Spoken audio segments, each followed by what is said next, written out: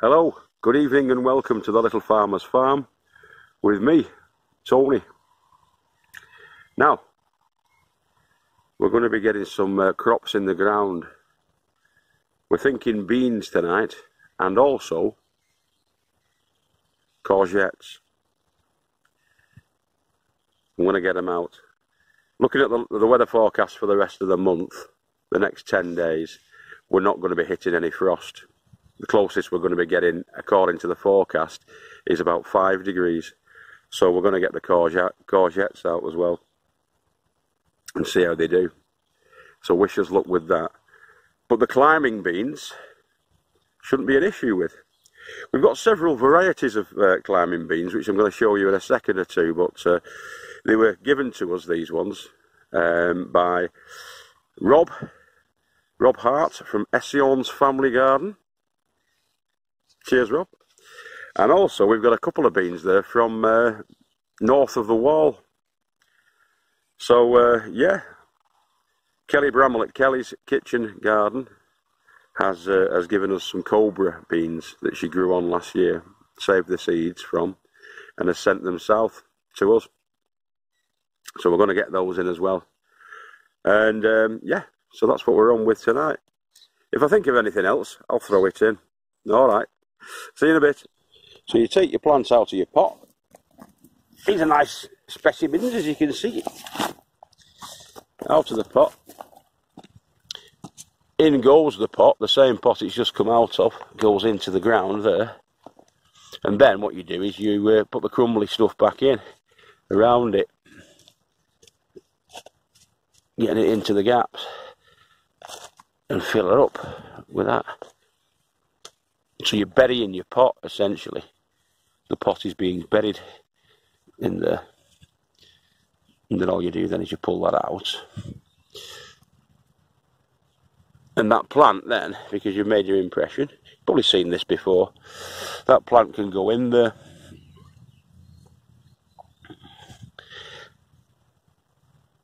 And we tease the roots out a little. Like you can see there, the roots have been teased out a little bit. Good root system on that. Like that, that's good. And then all you do then is you just put the earth back around, giving it a firm seat and purchase. Same store, in fact, yeah. The soil that you took out, that's in that pot. That can go back in. Easier with 2 hands. I should have got my tripod again, shouldn't I? Silly Billy. And no one would ever know that that's not always been there, you know. Excuse me. Got a bit of a cough. Same story with that one. Riddle that one in, like that.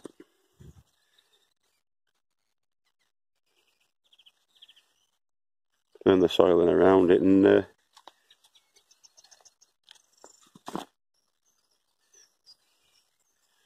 you can earth it up.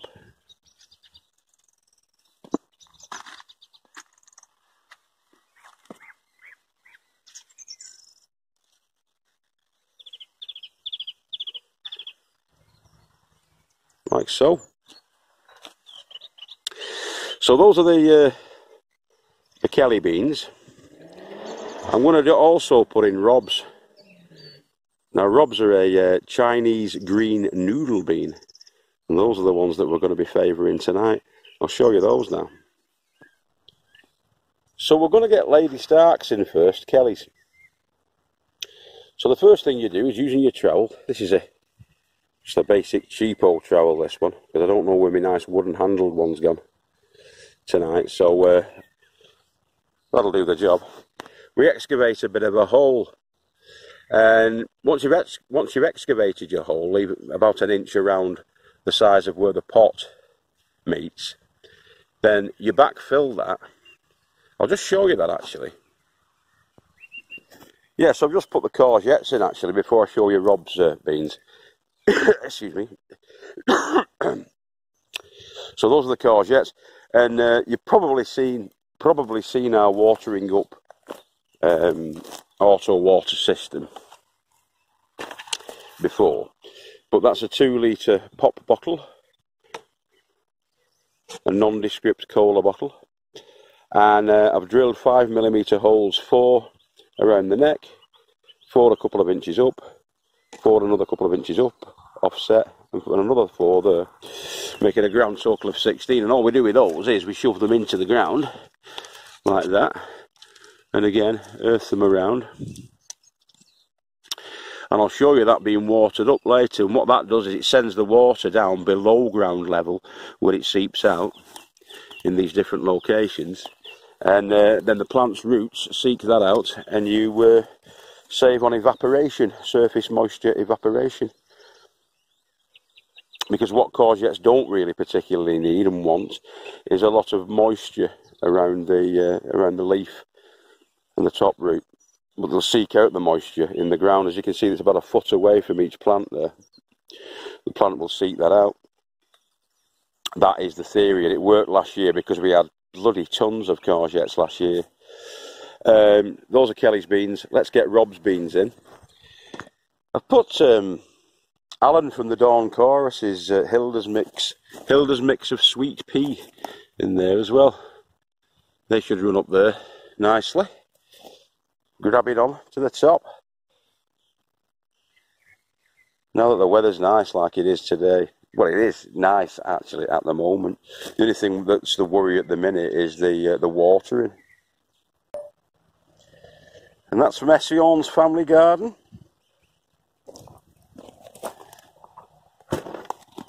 Essayons, Rob. There's a tiny corner of northwest England, Rabbit, that will be forever America. And those are the Chinese green noodle beans. Noodle beans. The red ones didn't come through, but the green ones did. They bounced through.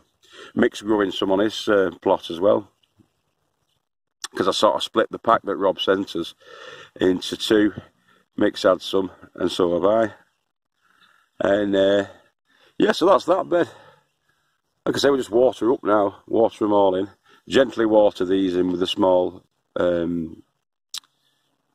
watering can, and then just fill those up. Water around the bases tonight so that they get seated, and then we'll just be filling those up with the watering setup that we've got there, using the pop bottles, the 2 litre pop bottles. Give it 2 months, they'll be up here then, hopefully, reaching for the stars. Nice one, guys. Thank you very much, Rob. Thank you very much, Kelly. Thank you very much, Alan. Links to their channels will all be in the description below. I'll show you how quickly the water gets injected, if you like, into the soil using this method. So that goes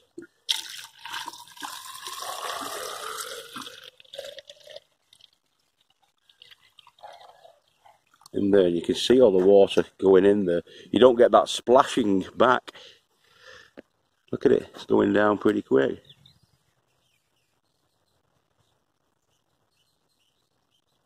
The water level's dropping. It's a great system. I didn't invent the system for it, obviously, but it's one that I would heartily recommend this, because it works and it gets the water down where the roots need it. The roots are underground, and so should the water be.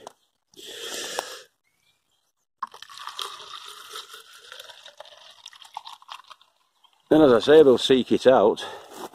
They'll seek that water out as it goes down below ground level. And Bob's your uncle. Yeah. Helps to prevent like things like moles and funguses and other issues where there's warm, damp conditions. And yeah, it's worth doing, I think. Last year, as I say, we used that same method last year, and we couldn't give the courgettes away. They were massive. So all we put in there, we put plenty of nitrogen and humusy material at the back end of last year. Horse manure went into there, so did chicken manure. we put some bone meal in. And so, because that's had a chance to sort of integrate itself into the soil and into the ground where we've just planted those, it'll invigorate that soil. So the plant has that energy and feed that it needs. The courgette plants, you can grow courgette plants in a compost heap on top of horse manure. They will grow. Terry King at Terry's allotment garden. Terry King's, oh God, what are you called, Terry? Type Terry King in, Terry King gardening, you'll find him like that, easy. And he did it last year, and they grew. So, you know, they'll take it all day long. Same with the pumpkins. Squashes in general really like it. They like a lot of feed. They're a hungry plant. And so, yeah, give it to them, and they'll pay you back. Look after them, and they'll look after you. Now, as you know, if you're a long-time viewer, there's two things we like, especially like. One is fresh new potatoes, yum yum, and secondly, it's peas. We like peas, and we like fine beans, French beans. Legumes in general, really, but more the peas and the French beans, the fine beans. So, as you can see there, we are actually going to town on these pea trellises. That's going to be for a smaller growing pea that grows to about 4 feet. But that's going to be for the alderman pea. Now, the alderman pea can grow up to like 7 or 8 feet, and it was the first pea I ever grew. And Helen was eating those like toffees, and so was James. That was about 7, 8 years ago now. I used to have a works unit, and next door to my works unit there was a, unbeknownst to me until the end, a cannabis growing facility. And when the cops raided it, they raided it on the Saturday, I got a phone call saying that they'd tried to burst into my unit, and I went down there and had a look, and they had. And then they realised it was next door. So we had to repair the door and put CCTV cameras on and all of that. But as an aside to that, what I'm trying to get at is there were a load of buckets. Now, they were the sort of same size as the Asda cut flower buckets. They were 14 inches high, and they were 12 inches square at the top, and 10 inches at the bottom. So what I did with those is, I said to the coppers, I said, what are you doing with all that? He said, oh, it's just going to be skipped. I said, can I have them? He said, you're not growing cannabis, are you, sir, or contemplating it? I said, no. I said, I want to grow peas in them. And because we didn't have a garden, we don't have a garden at our place now still. We just have like a paved yard. It's quite a big paved yard, but it's all paved over. And that paving's gone on to loads of hardcore concrete, all sorts of stuff. I didn't do it. It was already there. So to make a in-the-ground garden, it's not very feasible. So we needed to get, like Ron Shaw, again, I'll put the link in below. We needed to get an above-ground growing system going. And these 200 buckets, 14 inches tall, by 1 foot square and 10 inches at the base, we used for our first lot of peas, and I put 5 lots of peas, 5 peas basically in each one, and yeah, they all came up, and I had like corridors down the garden, down the yard, with all these peas, and they were alderman peas, and they grew to like it's about 7 feet high, and we were getting tons of peas off them, and yeah, it was about 8 years ago, that, because that's when I put my name down for an allotment with the council. I waited 5 years to get an allotment, never got one off the council, never heard any word back from the council about it. And you probably heard the story about how we got this plot. I'll put that in the link below. Actually, I won't. No, I'll tell you now. We got this plot because somebody told me that there was an allotment plot going, and it was down the road from here at another allotment. I couldn't find that particular allotment. Called in at the Spar shop, which is a convenience store. And as I called in there to get a drink for myself and James, there was a sign in the window saying, "Would you like an allotment?" So I went in and I asked about it, and they said, "Yeah, there's 2 going up the road there in Eden." And I said, "What do you mean there's 2 going? What's the waiting list like?" He said, "Well, there's no waiting list. That's why we're advertising." And I think it was the secretaries or the chairman's wife or something like that. Can't remember. Who was actually the lady on the counter in the spa shop. So I immediately went up on that Saturday and I saw well, I didn't know how to get in. It was all locked up because we're very security conscious. But luckily I bumped into Postman Dave on his way out. And Postman Dave said, "Yeah, come back tomorrow, speak to Pat, and she'll show you. We've got 2 going." And yeah, the rest is history. And that was just over 3 years ago we got this. So we're relative newbies to the allotment side of things, but yeah, I've been growing for myself for about 8 years.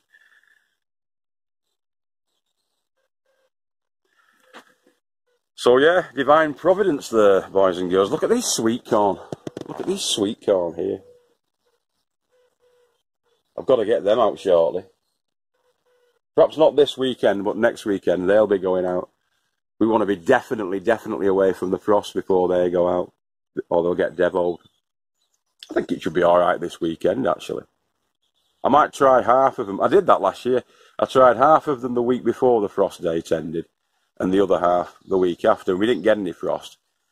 But what we did get at the end is we had 60 sweet corn plants, and we ended up with close to 200 sweet corn cobs, which not even your favourite, the world's most cornophilic character couldn't eat 200 cobs of corn because they were about a foot long as well. So we've only got 31 this year. They'll be going in anyway. I'm going to do that. I'm going to put 15 in this weekend and 15 in next weekend, just to edge me bets. All right. I've been Guru Murphimda. You've been absolutely spectacularly wonderful as ever. And remember, keep growing with your heads down, and we love you all. If I don't see you through the week, I'll see you through the window. Friday tomorrow, bank holiday weekend. Get down those plots, get some work done, and don't drink too much. Tatty bye, folks. Bye-bye now.